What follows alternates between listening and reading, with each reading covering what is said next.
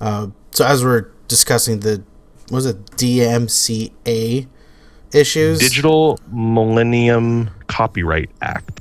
Right. So like, I just recently, not recent. Oh yeah, I would say just recently, compared to like everyone else who's been on Twitch for fucking years. Like I've recently started streaming, and that's an issue with me where like I always wanted to play music while I played, but now this is happening. I kind of am stuck, not being able to play my music. So, that's kind of what I wanted my stream to be, like listening to music while we're playing games, having fun. But, being able, losing out on the music aspect kind of like bummed me out. I mean, I'm still doing it. I'm still having fun, right?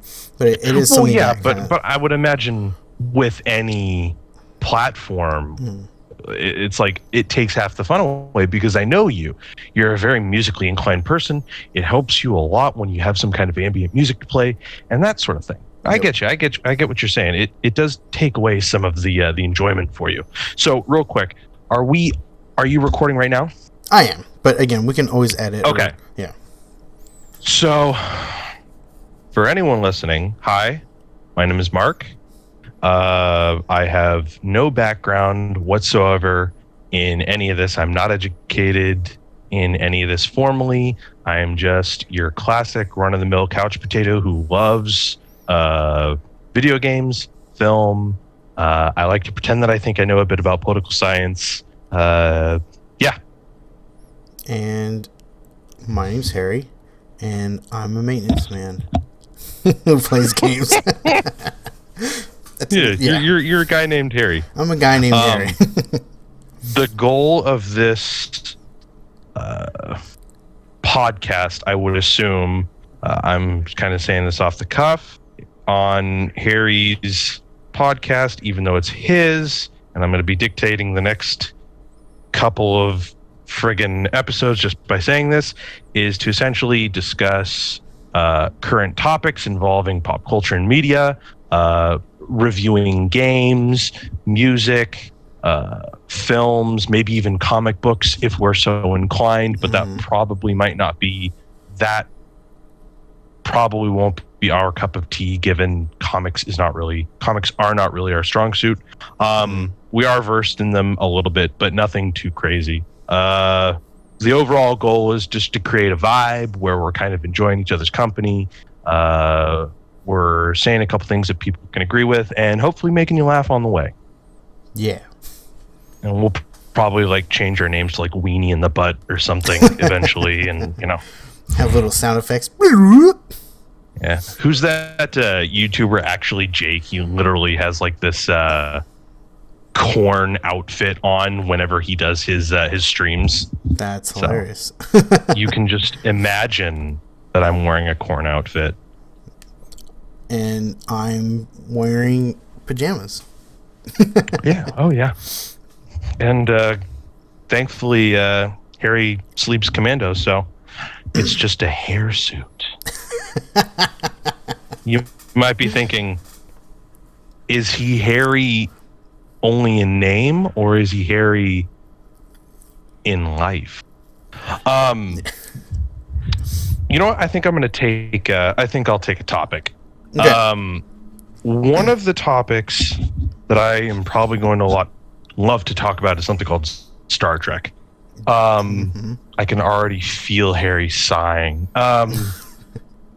Star Trek is a very popular series for anyone who doesn't know, that spanned about 60 years almost.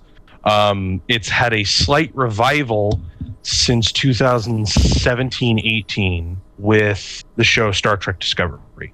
And then Star Trek Picard and Star Trek Lower Decks. All of these series are kind of jump-starting a new commercial era for Star Trek. But there is a bit of pushback. As Harry and I were previously discussing, we wanted to discuss, if we could have in that time, things like Gamergate, and things that kind of bleed into that, like toxic male culture, entitlement, that kind of thing. And one of the things that happens is every fan base that you have deals in some kind of toxic behavior. And Star Trek is no different. I remember when Halo 4 came out. And I was one of those assholes who was so excited. I waited in line. I got the game. And the first thing I remember when I first started playing it is that 343 Industries had a completely new visual style to it. And I was completely turned off. I didn't want to play it. I wasn't interested. It looked pretty unattractive in my view. The more I played it, the more I realized that like the gameplay I felt was the thing that I needed to put my attention on, and that the visuals I felt were a non-issue. Like, I mean, if it had literally just been like textured dicks and low poly Halo the entire time, sure, then it might have been an issue. But I realized that like the graphical and visual issues were not a thing. Granted, I don't care much for Halo 4 just on the technical basis, or not technical basis, the gameplay basis. I feel that it's inferior already to the previous Halo trilogy. But this anecdote is going somewhere. There's a lot of pushback because the fan base, a large subset of people in the fan base of Star Trek, are really pissed off that the visual style and the narrative storytelling of Star Trek now is very different. The narrative style has a very fast-paced, flashy, action-packed groove that almost all of the previous franchises didn't really have, except for the movies at one point. I mean, you had the original series in the 60s, you had The Next Generation in the 80s, which led into the golden age for Star Trek. You had DS9, you had Voyager, and then you had Enterprise. And then while all this was going on, you had the films. So this was kind of this big golden age, and it ended with Enterprise the show and Nemesis the film. Nemesis was the low point for the franchise, and they ended up rebooting it in 2009, the film franchise. Film franchise and the television franchise are two completely different things. But we'll get into that some other time when Harry gets the chance to talk. The problem that a lot of people have with the 2009 franchise is that it's all flash and it's all action, and it's this action adventure story without any kind of science-y mumbo jumbo that the shows are almost always known for. And the same argument is being levied against the new versions of Star Trek, Discovery, Picard, and Lower Decks, where essentially the soul of what people think Star Trek is no more. So I'm just going to get this out of the way. I'm a fan of all Star Trek. Voyager is probably my least favorite franchise. I just want to see, as Steve Shives would put it, I just want to see Voyager get blown up repeatedly. Besides the point, I think it's a little immature, the same way I felt about Halo 4, to simply feel that the new franchise of Star Trek is no longer Star Trek, which a lot of people keep saying. They throw in a lot of identity politics bullshit. They throw in a lot of, rainbow capitalism bullshit, where it's like, oh, well, this black person is only here to increase this or this or that. And then they hide it behind, all these continuity errors, this and that, and this, they've really traded in, quality for quantity or whatever. But I'll get to my point soon enough. I'm sorry. This is the first episode, folks. Be gentle with me. One of the things, as I said, with the Kelvin universe, which was the film franchise that they rebooted in 2009, is that the developers of this show are adapting that framework, that action-packed, fast-paced narrative into a Star Trek aesthetic. I mean, there are literally YouTubers who go on who point out every inconsistency. which is just unnerving. I could care less about some of the continuity, to be honest, and I think a lot of other people could too. But you have this very vocal minority who think that Star Trek Discovery and the new franchises are not Star Trek because something is lost. Now, I'll say this. The new franchises have a lot of work to do. There are pacing issues.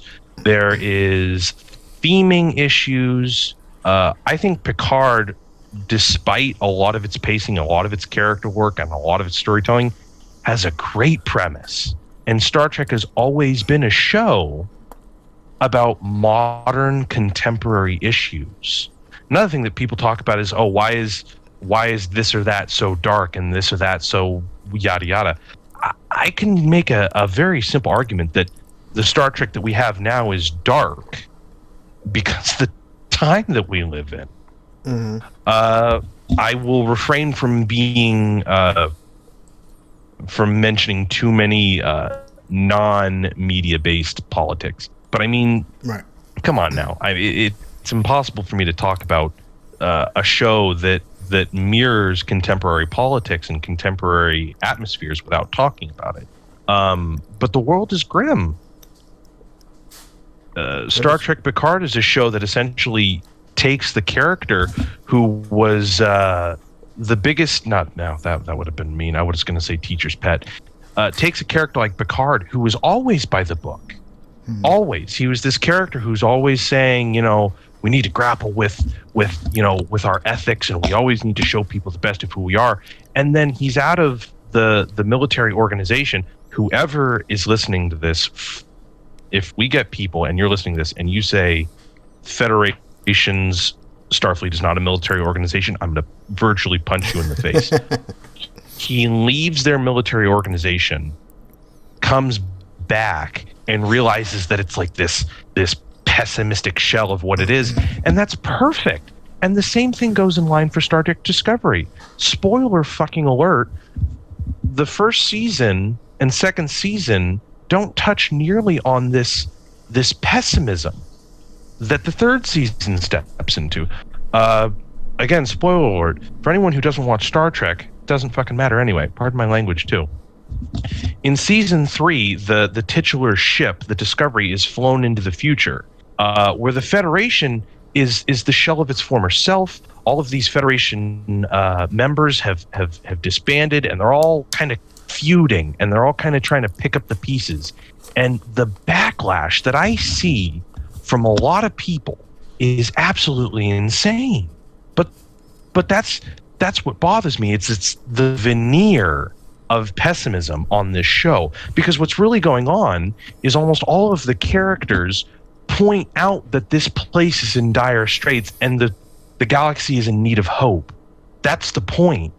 That's the whole idea. Star Trek Picard isn't a show that glorifies the government that he used to idolize, or the Federation that the crew of the USS Discovery is trying to perpetuate. It's about what happens when you can't depend on these anymore. Picard's a great example of a guy who is the walking, talking embodiment of the Federation. That's what's important. This guy who's a literal walking philosophy book. And the same thing with Star Trek Discovery. It's the main character, or one of the main characters, the captain, Saru, is also the walking, talking embodiment of the Federation. And I think the visual is less important than the message.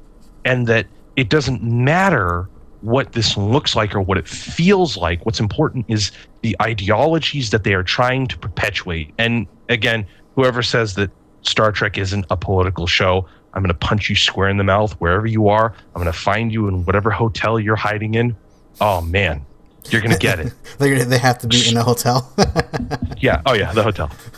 Star Trek has always been a show that espouses leftist ideologies, the idea of progressivism, the idea of care, consideration.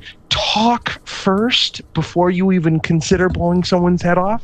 And the fact that there's some of that now does not take away from the fact that the show still pushes these values. I admit some of the writing is clunky. Some of the pacing, I think, is the worst thing with these shows.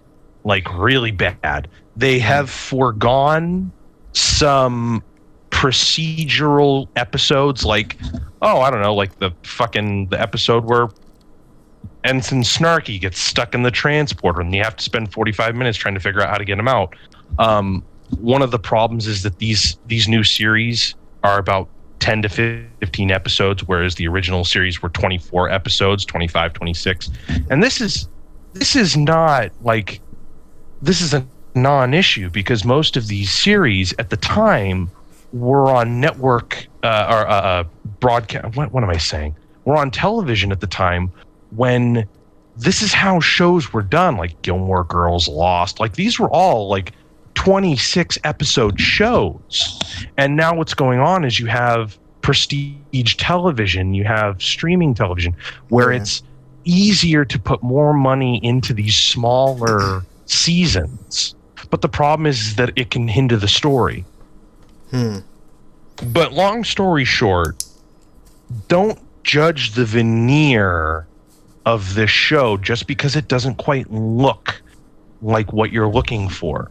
It's still a show that examines the human condition, moral implications of people's actions, and it still addresses the same thing that Star Trek has always been about, the concept of hope. And what can you do in the absence of hope when you're the only thing left? And I think that's a great message. And anyone, I'm going to say it one more time, who wants to fight me on that, I'm going to find you whatever dingy little hotel you're in Austin, Texas. That's not where I live. I just picked off the top of my head, but I'm going to find you. I'm going to hold your head into the water until the bubbles stop. But yeah, all things said and done, they're, I think, a third of the way into the third season. Again, pacing issues are our biggest problem. I feel like one of the problems is that they're in a hurry. They're in a big hurry to tell this story because there's a lot of content. For anyone who doesn't know, this is the farthest we've seen anyone in the future of Star Trek. They're like 3,100 something. And there is so much that you can do. One of the problems that people have been talking about with the previous two seasons of Star Trek is that it's like there's such a small play area because everything's been explored in this area. Why would you want to do a prequel? And they finally fling people into the future, and everyone's pissed that their favorite unitary executive, sometimes authoritarian government and their military, I'm going to punch you in the face, is kind of mask off a bit. Yeah. So again, it's like that's the problem. Yeah, I mean, I don't really watch Star Trek, but I can see it. I don't. Yeah. Again, like from what I've seen from Star Trek and from what I heard from you and other people who watch Star Trek, the whole political scene, like it's pretty obvious to most people who watch it. Oh yeah. I mean, I talk to people. You get a wide variety of people who are into Star Trek. For a multitude of reasons. You get people who are into Trek for the military side of it. I'm going to drop the jokes, but I mean, the people are drawn to the fact that Star Trek there has never been a series where it's about just some regular idiot just beating off on the edge of space. It's almost always about the uniformly military aspects of this government organization, the Federation, Starfleet. And again, like, I get that I've been making a joke about it, that they are military at heart, but they do a lot of other things. That's the thing that a lot of people like, is it's not like people are just going out there and doing drill all day. I mean, it's like the whole premise of the show is to explore strange new worlds, to seek out new life and new civilizations. It takes the lightest aspect of what could be a military, and kind of takes your heart and imagination, that kind of thing. And that's the other group that likes it, the people who are interested in meeting these new fictional civilizations. And the other one is the people who just loved really snarky acting. Yeah. But yeah, there you go. I was on a unhinged rant. That was 45 minutes, right? All right, we can call it. All right, nice. No, it was good. I'll say that. Go ahead. No. You'll save it. What? No, I was gonna say most of this podcast is gonna be Mark going into detail with most topics. So getting caught in the weeds and then like stuttering like an idiot. I mean, you are the one who has the most knowledge out of most things. Where I see pretty things and I say that's how little knowledge I have. Fair enough.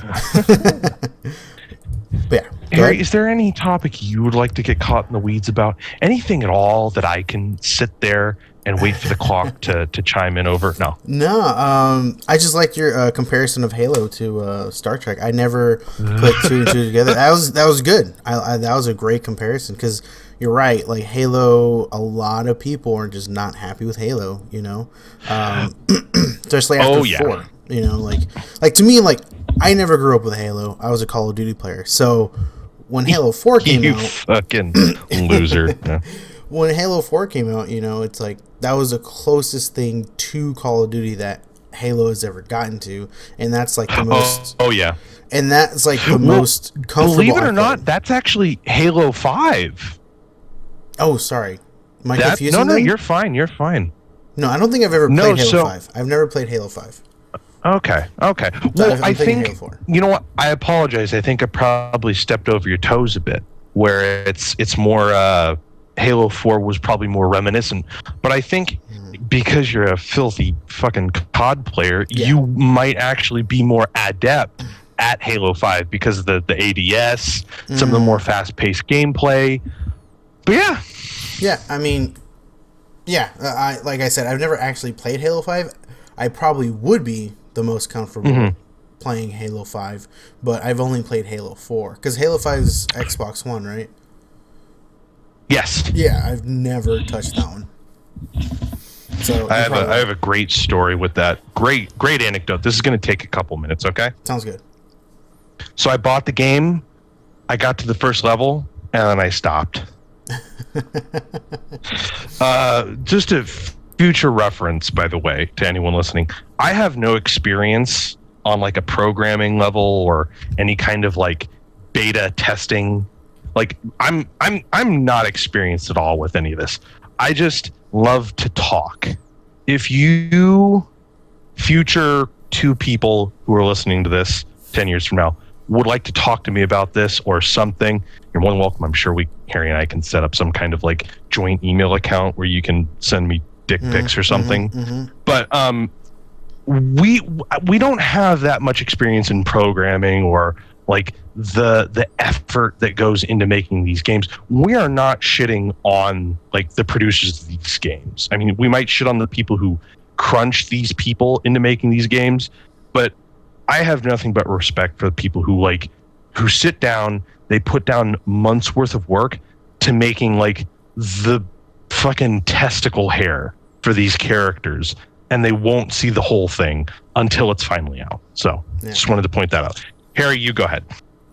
Yeah, because I totally have a topic to talk about. What made me laugh earlier, and I actually screenshotted it so I can discuss it, because we were talking about DMCA earlier.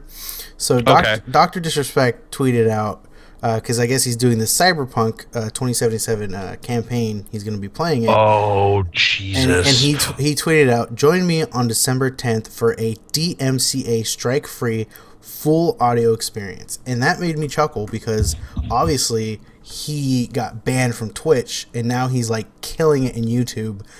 And when I read that, I was like, dude, he's just fucking throwing like Twitch like under the bus there. Like, hey, look, I don't get strikes over here. Seriously. Well, there's another bit to that too, apparently, because you can get a DMCA strike from the music in the game. Yeah, one of the big issues was the new Tony Hawk game. Yeah, that's insane. It really That's is. absolutely crazy. And their excuse for that was like, oh, just mute the game. I'm like, are you fucking kidding me? Why would it's like first, okay, Harry, my boy Harry here can't play his music, so he's just gonna sit in the fucking corner like rocking back and forth, and then he can't play the music from the fucking game. Yeah. I mean, like this, it's crazy. It's such a hindrance. It is. I mean, I think it's just because, you know, the streaming world it's still new. You know, I mean, YouTube kind of had it down since the beginning of like, yo, we're not dealing with music. Twitch's problem was they just kind of let it go for fucking years. And Twitch is always you know, now all of a sudden it's like, oh wait, actually we should be doing something about it. It's like, well, yeah, no fucking shit. You know, like you're behind, you know, the times right now. Like, you know, what bothers me with stuff like that is that Twitch, again, I don't have a Twitch account. I'm fucking Jesus Christ. This sounds bad. I'm not a professional, but I have an opinion. It seems like Twitch is honestly acting like God. Nah. You have to edit that 5 seconds out.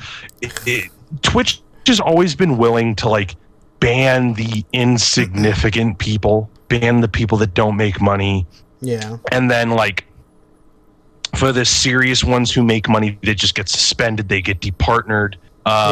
Mitch Jones is one of those fucking guys who got departnered, but it's like he's still there. I mean, I don't know anything really about him, but it's like it's insane. Twitch doesn't act in an ethical manner. It only does it in a profit-seeking manner, and that's the thing, is that it was only an issue until it became an issue for them. Right. And you know what? I would actually love to do a little more research on this and discuss this some more, just so that we can kind of develop this, because I would actually love to show people that people like you and I can actually learn stuff like this and not just, you know, keep the same opinion that is relatively baseless. I'm not talking about you. I'm just talking about me, where it's like opening my mouth, sound comes out unsupported. I mean, some research will probably be better, but like I follow it enough because I watch or listen to a podcast that talks about this stuff, and I myself and you have a Twitch account, and I have a Twitch account, and I get the emails that these Twitch people get too. You know, I get it, so I read everything. I'm just like, oh shit, okay. So I mean, that's the biggest reason why I literally stopped playing music, because I'm like, I just started. I don't want to lose my channel already. You know. So, oh yeah. No, of course. Yeah. I mean, your ass would be gone in a moment, but it's like, again, the biggest fucking money makers, they would be in trouble, but only from being persistent problems. Right. And I think that was one issue with Dr. Disrespect. God, don't even talk to me about that. Like, what was he even banned for? They're still not discussing it. You know, it's been what? Fucking June?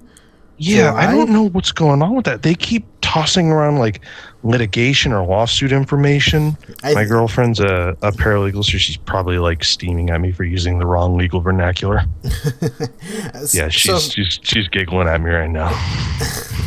I mean, like, I followed it obviously because I'm a huge fan of Dr. Respect, and it's, you know, obviously he hasn't really said anything. Like, all he's saying is they haven't said anything. They've never told me and my team anything. Yeah. I saw that video where it was like he hopped off for a moment, he came back on, he's like, guys, we're gonna get through this. Yeah. And then like he did that fucking hype train. Right. I mean, I don't know. Like like right after that, people were discussing what could be happening. A lot of people were saying like he broke basically his contract with Twitch, because I think him and maybe one or two other people were under contract with Twitch when the Mixer buyout, right? Yeah. So after Mixer, I mean, he stayed. That's the thing. He right. If we're talking about, they kept him because he was basically one of the last like big streamers that Mixer hasn't grabbed yet. So obviously, Dr. Well, see, that's the thing, is that one of the things that I remember seeing is the only thing that happened was he was just bitching and moaning about not signing a contract with Mixer because Mixer got bought or dissolved back into Facebook or whatever it was, Microsoft. No, basically, they just got rid of that branch. There's like Mixer's not a thing anymore. Yeah, and all the streamers contracted with Mixer got to go back to Twitch and got like huge amounts of money from that. So he was just mauling over like not essentially making that decision and being like, oh, well then now that this thing imploded, I can just come back. Right. I mean, yeah, like that. You're right. Like he did discuss it, but I don't think he like really took it to heart because he got a contract overall. Oh, yeah. No, he's making fucking biggity bank. Right. He gets to wear a itchy ass wig and a Kevlar vest and mustache to do fucking act like a fucking Macho Man Randy Savage, but for Twitch. Yeah. Like that's literally his job. Yeah, and it's great. You know, and he's good at it. I think that's the biggest thing. He's good at it. Oh yeah. To stay in character for that, like I've been watching him since early 2010s of like when he was just making YouTube videos. Oh, right. Yeah, so that's when I wasn't even alive then. You know, I was watching him back then, and I was like, dude, this is fucking dope as shit. Like this was fucking hilarious. And obviously, you know, he stopped and started actually working for one of the Call of Duty companies to make Call of Duty games. And when he came back, he's like, I'm going to do Twitch. And I was kind of like, man, to stay in character for a whole live stream. To have that persona. Yeah. And I was like, man, I don't know if he can pull that off. But, like, a lot of people were saying that. Fucking, getting his toes licked, like, every 5 minutes because of it. A lot of people, like, I enjoyed his content. A lot of people who watch this content, who, you know, were big in YouTube, always say that he was just before the times. Like his character, his Dr. Disrespect character, like was meant to be on a live stream platform. Like it was not meant to be like YouTube's is cool and all, but like to be in a live stream platform, like that's where his character thrives, and it's like it makes sense, and he's obviously doing it, and he's doing it right. Like he's getting, and he does it all in real time. Yeah, and like just I don't know if you've ever actually seen like his most recent YouTube videos or his actual live streams, but he like actually like has theatrics behind it. Like it's not just like him acting like himself. Like he does act like himself, but like it's just he has actual stories with things happening, and then like it's crazy. Like it's fucking. You telling me about theatrics, and he just does a fucking preview in a fucking convertible car green screen. Yeah, I know about fucking theatricality. I don't know. To me, that it's like goofy. Oh god, it's so good. Like he was on the platform, he was like I think one of the top 5 most viewed streamers. Yeah, I think like I don't know much about the Twitch community, but like Ninja's always one of the top viewed. Shroud is another one. The usual crowd stuff like Tyler XQC. Fucking there's a Tim God, who else? That's yeah. Well, Tim the Tatman is like the least offendable. Oh yeah. But yeah, Twitch is also like I'm not huge in the Twitch community as well. It's just like the people that I watch on Twitch is people that I used to watch on YouTube. Right. That's what I hear a lot of. That it's more like the people who could not express themselves on that platform are now going to this one with that kind of freedom in mind.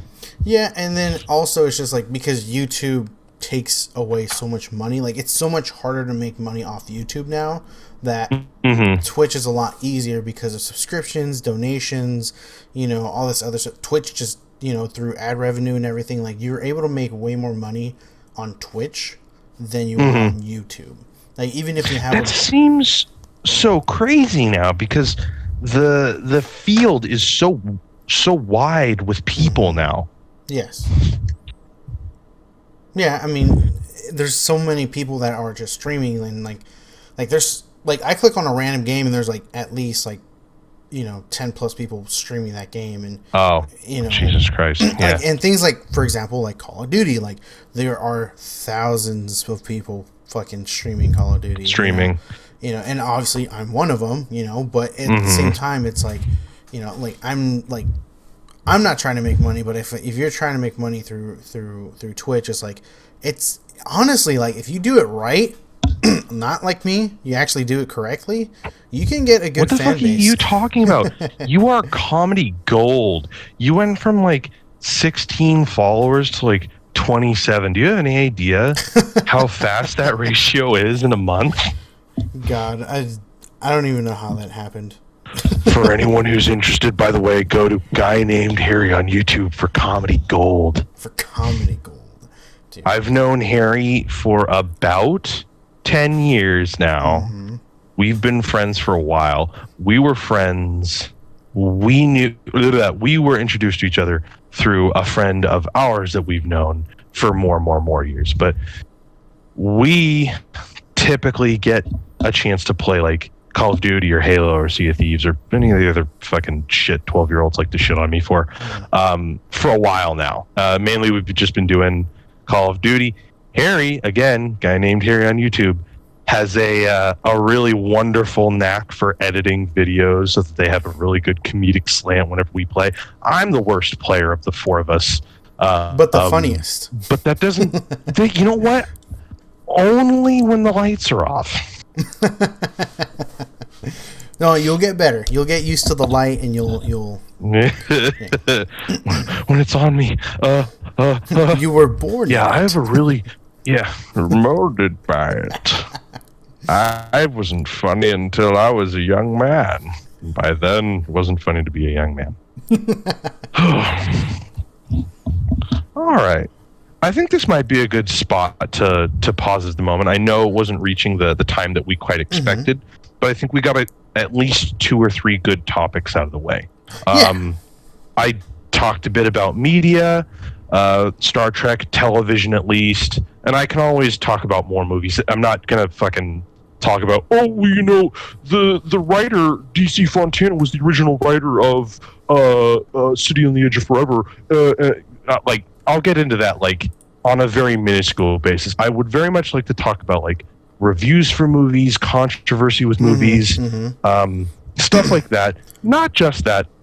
Obviously, you're far more involved with Twitch. I wouldn't mind getting up to speed with that and being able to talk to you one-on-one, mano-a-mano. Yeah. But I would really like, for anyone viewing or will be viewing, to vary a lot of the things that I talk about. Like, I'll talk to you about The Mandalorian, since every fucking person seems to love that show. We can literally talk about, like, adapted works, other video games. Again, I don't know much about the technical level, the programming level, the artistic level on that. I'm going to talk about more as a gamer, as someone who, as my friends put it, started becoming a gamer on the filthy PlayStation 2 era. So no, the N64 was not my game console of choice. That being said, I like where we have it at the moment. A couple good topics, get some variety in, a couple awful jokes. A couple of them. Well, let's do another topic with movies. So, obviously, pandemic, we're not movies, whatever. Like, have you gone and seen a movie recently since coronavirus? Yeah, I have seen one. This was a little while ago. I have not seen Tenet. I would really like to, just because the place where I live, the only thing, I mean, it's not like I live in fucking Smallville, Kansas, but the place where I live is not the most engaging. My family and I would go to the movies probably once a week or every other week, so movies are kind of like my lifeblood. We went to a drive-in and we saw what was it? The New Mutants. Okay.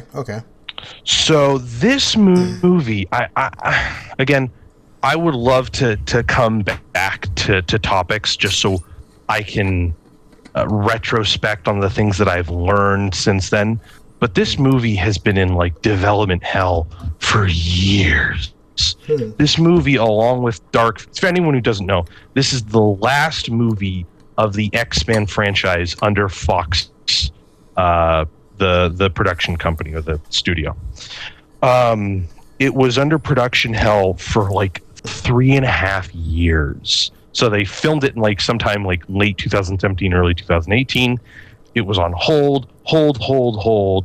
No, it's not. Yes, it is. Will it ever get released? No, yes, no, yes.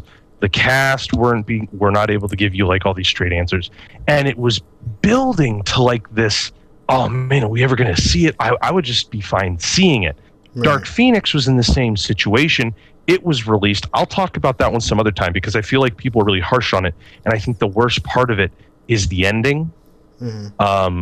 I know someone who would absolutely rip my head off if I told them I liked Dark Phoenix. I won't be that generous. I think it's a relatively boring movie. But I think the ending bogs it down the worst. I think you could have a fairly passable X-Men movie if the ending was changed, the third act. If you just get rid of all the stupid alien bullshit. Oh my God. Anyway, back on track. Harry, you gotta rein me in, pal. So, New Mutants. So, Dark Phoenix comes out in 2019. It's panned. And people are getting cold feet about New Mutants. There are people saying, oh, it's never going to be released because Disney bought Fox and they're not looking to release this movie. Other people are saying, oh, well, they tried to get it adapted to the MCU. For anyone wondering, no, I didn't believe that. There are people who thought, oh, well, they're doing all these reshoots and they're just carving up the director Mike Boone, I think his name is. They're just carving up his visual work, right? Right. Goddamn, the Disney, you fucking, the goddamn mouse. But no, none of that was the case. The movie that we got was Josh Boone. Josh Boone, my apologies, ladies and gentlemen, and Mr. Boone, was the movie that he originally made. And it is such a neutral opinion film, which I think is most disappointing. I think what's worse than a bad movie is an unremarkable one. Right. There are a couple of reviews out there I read that say it's kind of like The Shining meets One Who Flew Over the Cuckoo's Nest, and I think that's fairly apt. It's essentially about a bunch of young adolescent mutants who are brought to an institute with kind of these unclear intentions. There's the one orderly. She watches over, I think, 5 or 6 of these kids. Okay.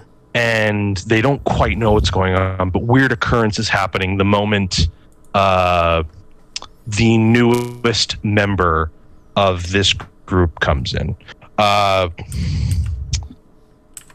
I was really disappointed after thinking about it a little more. I went with my girlfriend. I enjoyed it as I was watching it. The drive-in probably didn't help because of the radio and the darker screen and whatnot. But I felt that the movie didn't give enough time to get to know these characters. I mean, aside from a couple complaints, one of the characters was supposed to be a character of color. And they whitewashed him. I would be remiss if I didn't mention it. Some kind of LGBTQ representation. There's a bit. I'm sorry, I don't mean to make this like an SJW thing all over the place. No, that's not fair. I don't mean to just make this a representation argument like, oh, it's bad because that's not the reason. I just felt it's important to kind of talk about some of this because these are things that people, well, it's not like I'm talking to someone on the train and they're like, did you hear that this character was black in the comic? No, but I do feel that these are things that people talk about on the internet and, fucking Discord and all this is the internet. One of the main characters is like this unnecessarily racist character. And it's not so much a problem, but it's played off for laughs. The main character that we have is a Native American mutant. And Ileana Rasputin, I believe the other character's name, who isn't really this way in the comics.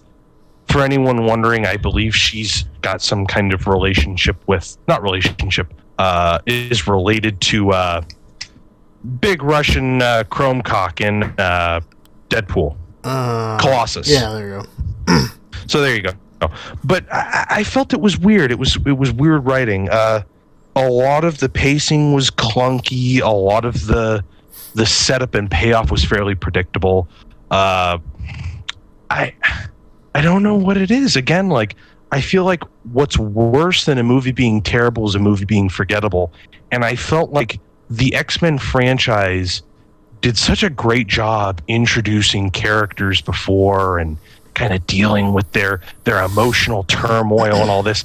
And that is exactly what New Mutants tried to be. There wasn't any world-ending thing. There wasn't any, like, super terrible villain to hog all the screen time. This was a show or a movie that could have committed a lot of time to getting to know these characters. And they did something really interesting where instead of in the 60s and 70s where the mutant gene is kind of like a metaphor for race, they use it more as a term for like coming of age and puberty. One of the things that I found very interesting is all of these mutants are like between 15 to 18, around that area. They kind of, their mutant abilities all trigger once they hit puberty, and often very calamitous results. That being said, I felt that, like I keep going over this. I feel like I was really I was hyped up almost because I was wondering when we would ever see this movie, if we'd ever see it, and that it was tampered with. Oh, no, wait, no, it wasn't. That it was tampered with again. Oh, no, wait, no, it isn't. And that we would be seeing this remarkable, untouched movie. And then it was kind of just a dud. I mean, it wasn't terrible. There was some solid acting. There was some really good atmosphere, I think. Stuff that I think... One of the things that I'm always dismayed about is I feel that the X-Men franchise didn't hit its tonal and visual kind of consistency until maybe like the Deadpool franchise. I think the Deadpool franchise, like visually, is that perfect 90s like X-Force look that the X-Men franchise just couldn't quite hit. Yeah, I think Logan has a great visual style, but that's, I mean, hell, just take away the claws and it's a fucking Western. So, I mean, I think that's important because it's like, with the exception of these powers, the New Mutants is like I said, it's The Shining meets One Who Flew Over the Cuckoo's Nest, just again with powers. But it maintains that similar low saturation look that I didn't think I would enjoy. But it works really well for the visual style that almost complements something like Deadpool, where it has this very, very bleak look. I don't know if I necessarily would want that for something like the X-Men. fair enough. I could. Again, I didn't see it for the X-Men. Very inconsistent, tonally very inconsistent visually, but I would have liked to. But yeah, I was really disappointed.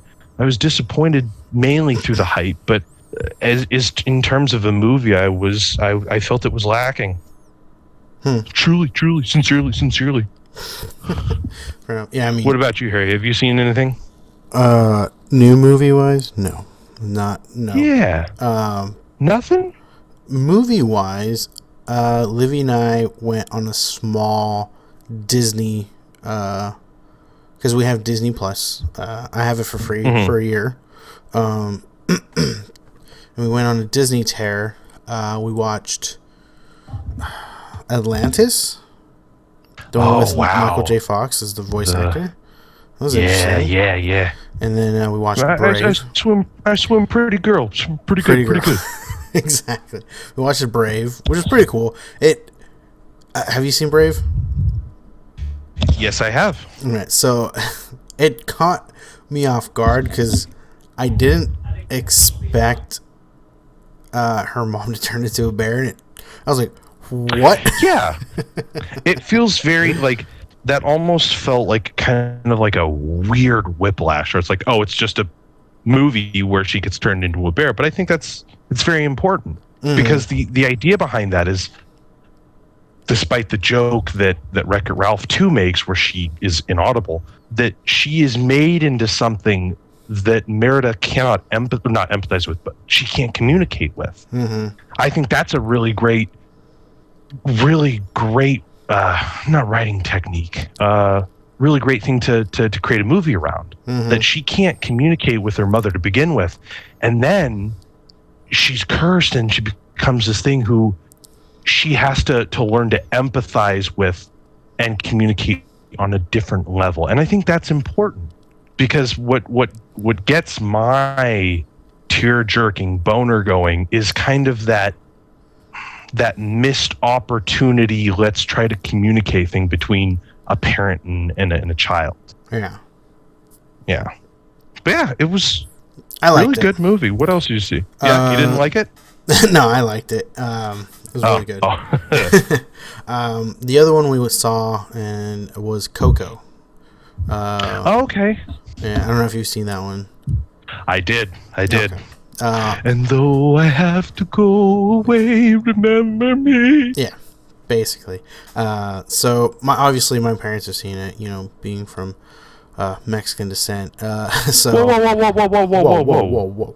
What does being Mexican have to do with watching Coco? A lot of the like a lot of it actually.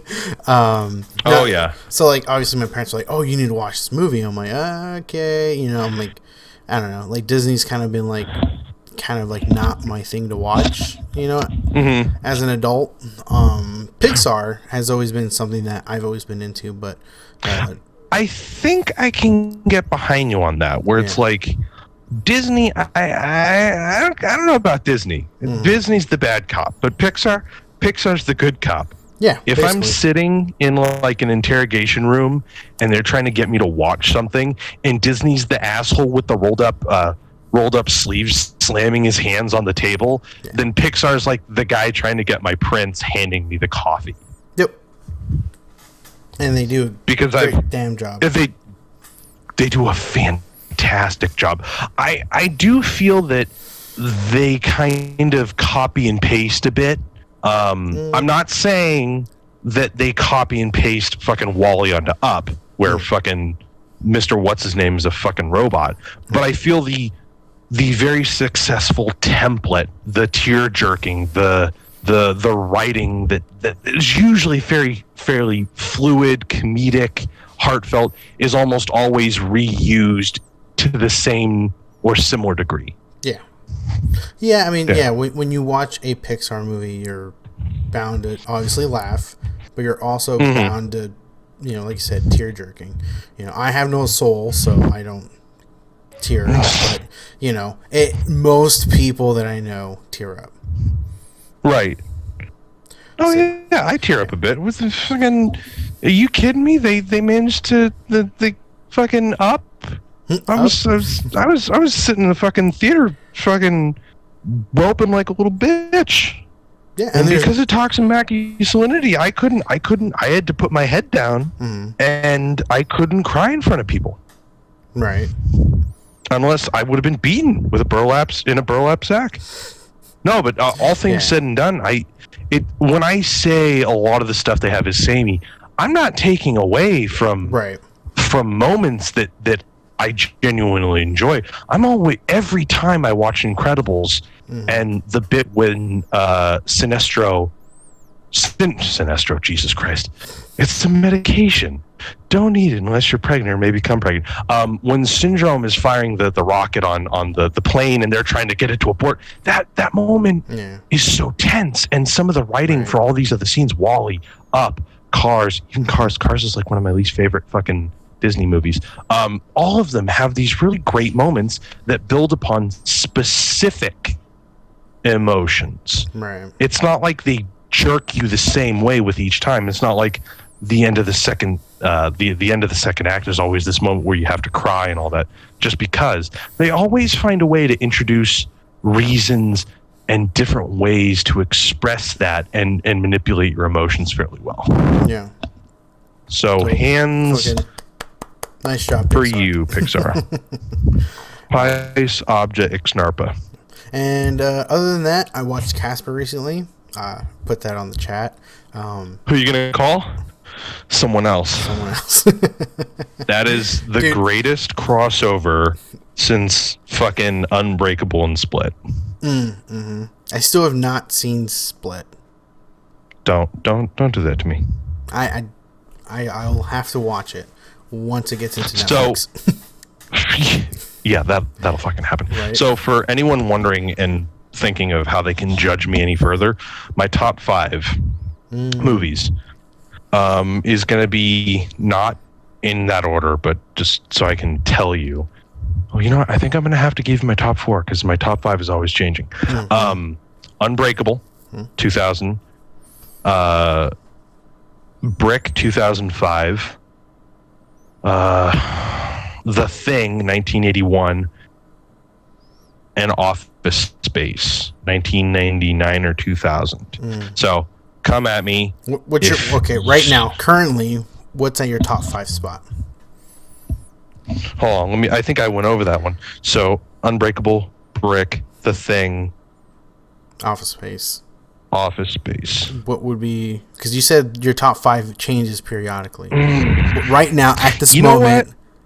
For all those people who, you know what, we're see, I knew how we would do this. We're gonna rope this back around to fucking how people perceive media, because I know that people on the internet are 2 kinds of people: logical, sane, nice, and secretly racist. So my number 5 at the moment, since I've already got the same director on there, is going to be Knives Out.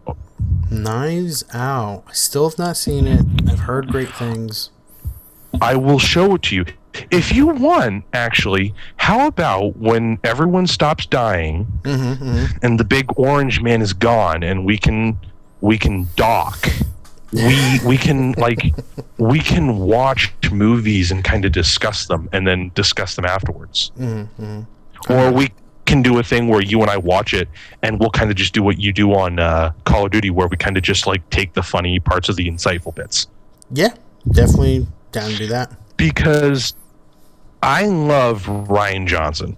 And for anyone who doesn't know and is about to fucking pummel me in a shitstorm, Rian Johnson is the man who directed and wrote, one of only 2 other people who has that fucking privilege, Star Wars The Last Jedi. Which has the same batshit fan base whiplash as something like Star Trek, and you know how I was with Halo. Okay. So there you go. Rian Johnson, I think he is still got a couple bumps and bruises to heal over, but I think he's an immensely talented filmmaker. I felt possibly the Hollywood model was getting to him a little, but he has consistently demonstrated that he is a competent writer, a competent filmmaker, and he has an eye. So come at me, anyone who thinks they can argue with me on Rian Johnson and The Last Jedi. This is the hill I'll die on. I'm not saying it's a great movie. I'm saying it's the best one of the latest franchise, and I'm damn well telling you it's a damn good Star Wars movie. I would put it in my top 3. So fuck all of you. Whoa. My wonderful fans, who I'm probably never going to have because this is Harry's channel. Fair enough. My top 5, which don't even look into them. Lord of the Rings. Oh, you good Two man, Towers. Lord of the Rings, Return of the King. Lord of the Rings, Fellowship of the Ring. Dumb and Dumber, Detroit Rock City. There you go.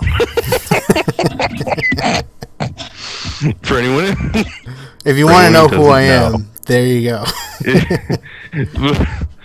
yeah, there we go. Just imagine like a very handsome, burly fellow who always wears like a band sweater, and there you go. Yep.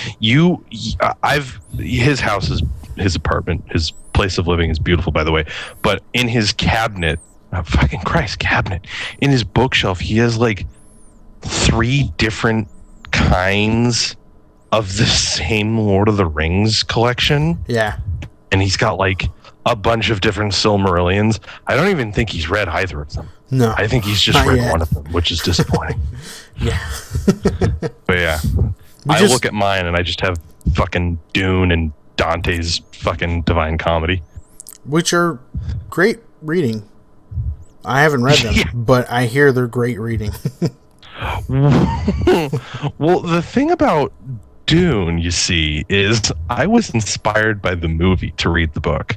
And oh boy, if you read the Dune book, you would think that someone like read Lord of the Rings. You know what? No, that's not even a fair assessment. The book Dune is like this. I said this to my coworkers once.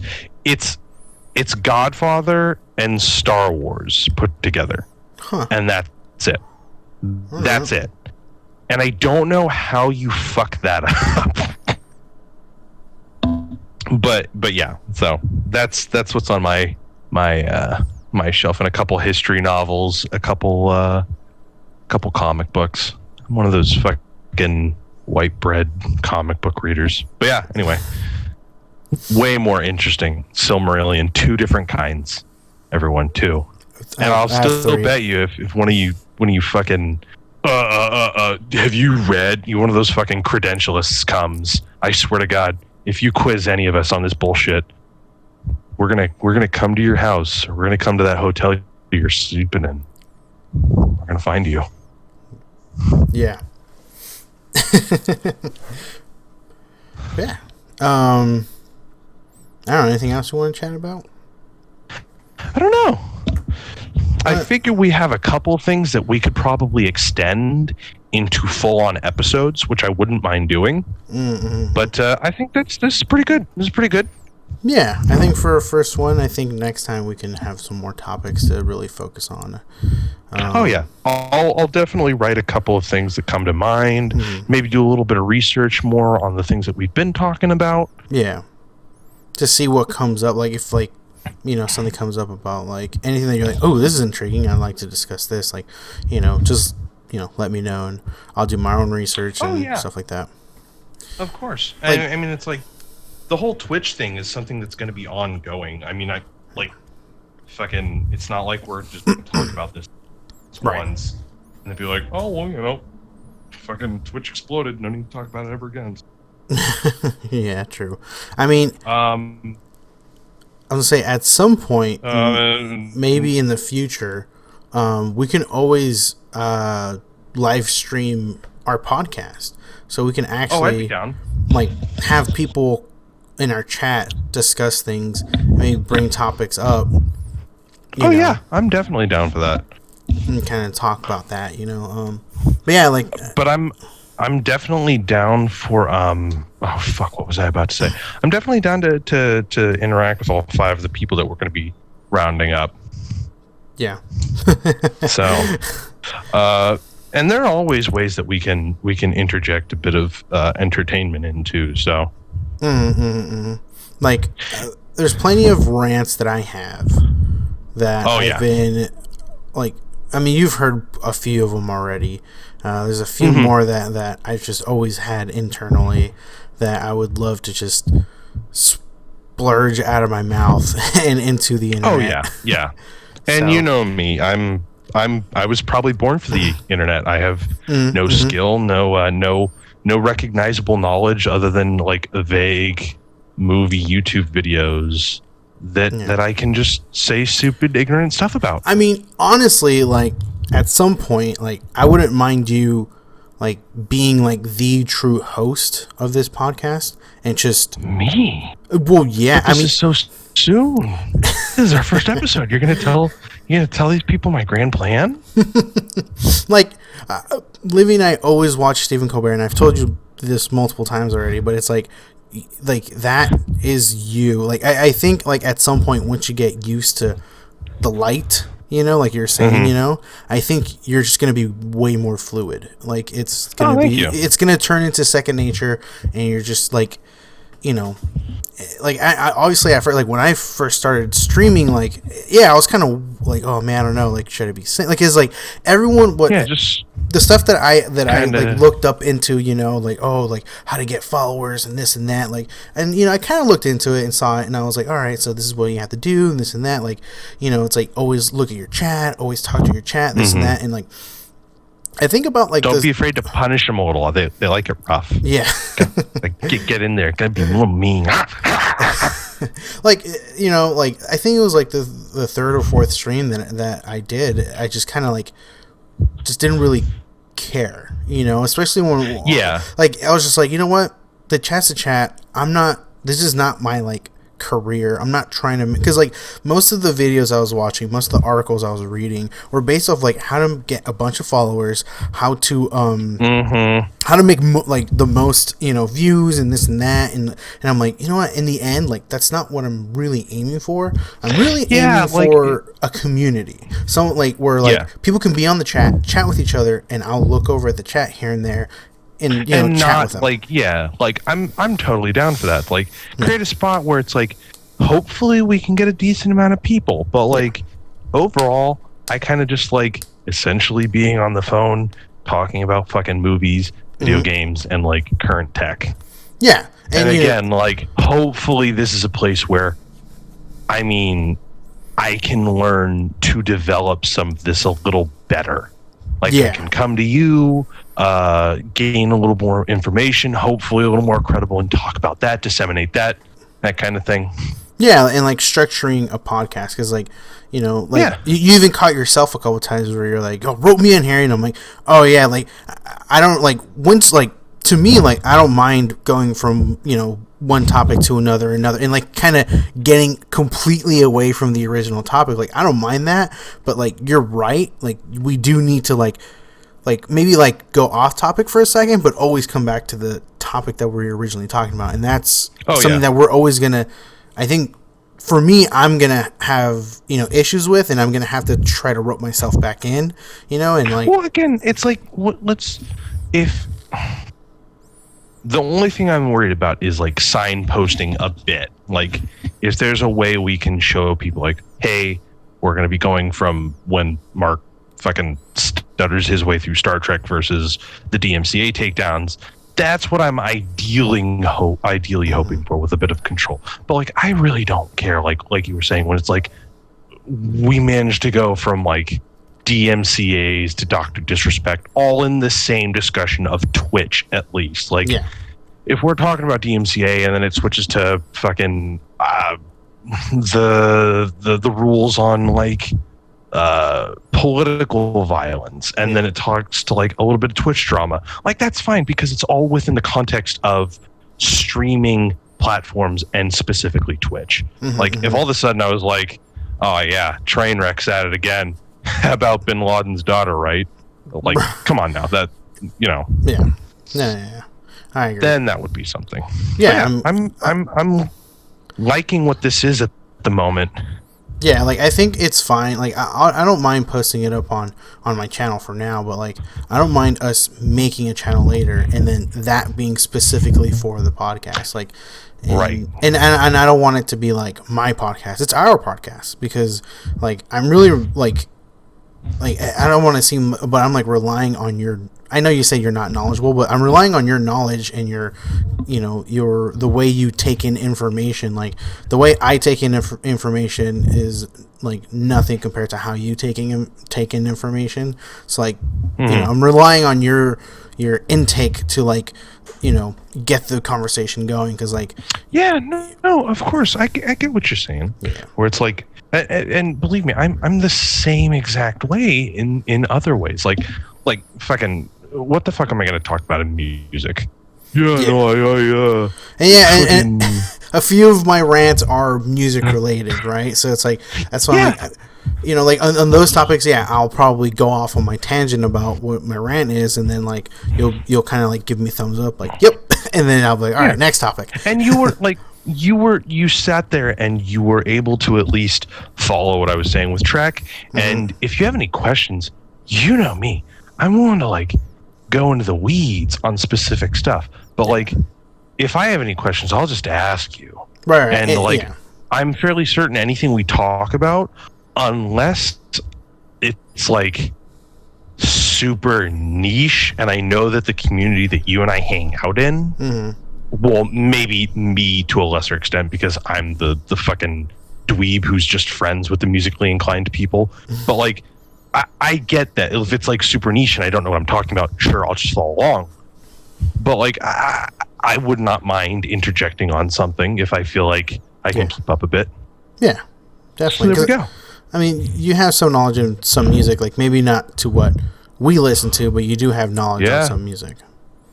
Defeated Sanity in Los Angeles Azul. I know. Cannibal Corpse. That's a great lineup.